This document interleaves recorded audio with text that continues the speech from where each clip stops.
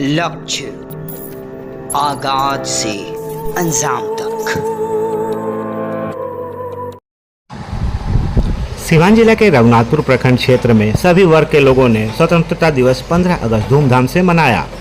वहीं रघुनाथपुर सामुदायिक स्वास्थ्य केंद्र में संजीव कुमार सिंह प्रभारी चिकित्सक पदाधिकारी ने भारत के आन बान शान राष्ट्रीय झंडा फहराया और कहा कि भाईचारे का यह पर्व हम सभी वर्ग के लोग मिलजुल कर मनाते हैं।